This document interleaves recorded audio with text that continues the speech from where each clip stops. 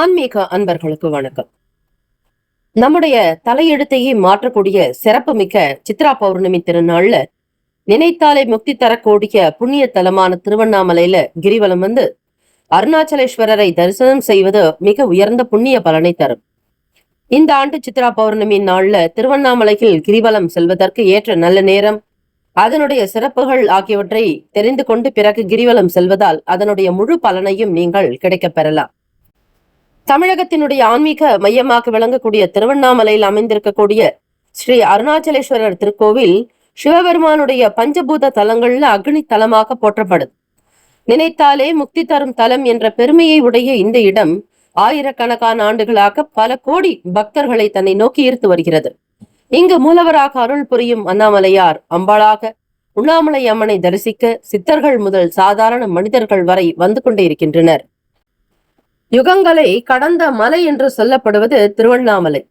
இந்த மலை சுமார் 260 கோடி ஆண்டுகள் பழமையானது என விஞ்ஞானமும் கூறுகிறது, நம் மெய்ஞானமும் சொல்கிறது. சைவ நம்பிக்கையின்படி கிருதாயுகத்தில் நெருப்பு மலையாக, திரேதா யுகத்தில் மாணிக்க மலையாக, துவாபர யுகத்தில் தங்க மலையாக, கலியுகத்தில் கல் மலையாக, இவ்வாறு யுகங்களை கடந்து நிலைத்திருக்கும் இந்த மலை அழியாத சீவ தத்துவத்தின் சின்னமாகவும் விளங்குகிறது.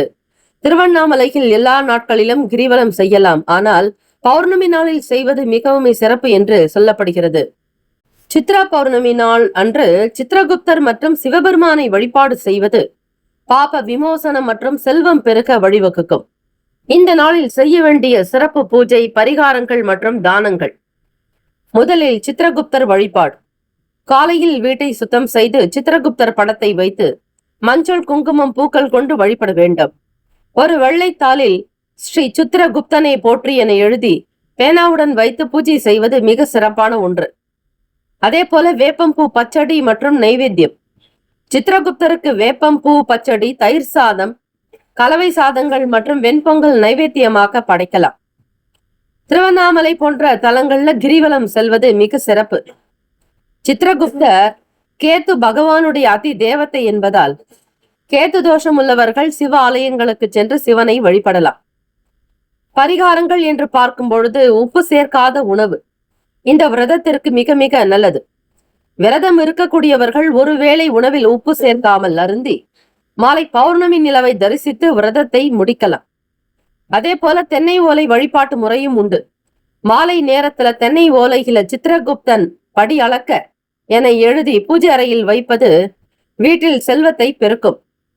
கடன் தீர்வதற்கு கூட இந்த நாளில் வீட்டில் நிலைவாசலில் 2 அகல் விளக்குகளில் ஒன்றில் கல் உப்பும் மற்றொன்றில் பச்சை அரிசியும் வைத்து மஞ்சள் தூவி வழிபாடு செய்வதன் மூலம் கடன் மற்றும் பண கஷ்டங்கள் நீங்கும் என்பது ஐதீகம். இந்த நாளில் தானங்களாக செய்ய வேண்டியது மிக மிக முக்கியமான ஒன்று. பசித்திருப்பவர்களுக்கு தயிர் சாதம், புளியோதரை போன்ற உணவுகளை தானமாக வழங்குவது பாவங்களை குறைத்து புண்ணியத்தை தரும்.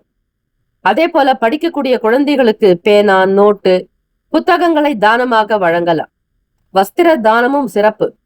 ஏழை எளியவர்களுக்கு வஸ்திரம், அதாவது ஆடை தானம் செய்வது சிறப்பு. மதுரையில் கள்ளழகர் வைகை ஆற்றில் இறங்கும் வைபவமும் இந்த சித்ரா பௌர்ணமி என்றே சிறப்பாக நடைபெறும். உங்கள் விரதத்தை முறையாக முடிக்க சித்ரா பௌர்ணமி நாள் பாவ புண்ணிய கணக்குகளை எழுதும் சித்ரகுப்தருக்கு உகந்த நாள். இப்படி சித்ரா பௌர்ணமி நன்னாளில் மேற்கூறிய எல்லா விஷயங்களையும் செய்ய ஸ்ரீ சித்ரகுப்தரனுடைய பேரருள் கிடைக்கும். எல்லாம் வல்ல ஈசன் ஸ்ரீ சிவபெருமான் பார்வதி தேவியருடைய அனுகிரகம் சித்திக்கும். அண்ணாமலைக்கு நிகர்த்தாலே உண்ணாமலை தாய்கே என்று வழிபட வேண்டும்.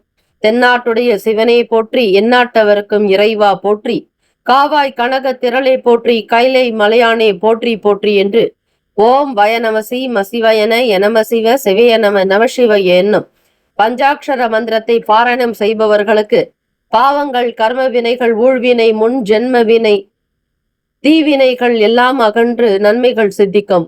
எல்லா வளமும் பெற்று அனைவரும் சந்தோஷமாக வாழ இந்த பதிவை உங்களுக்காக அர்ப்பணிக்கிறோம்.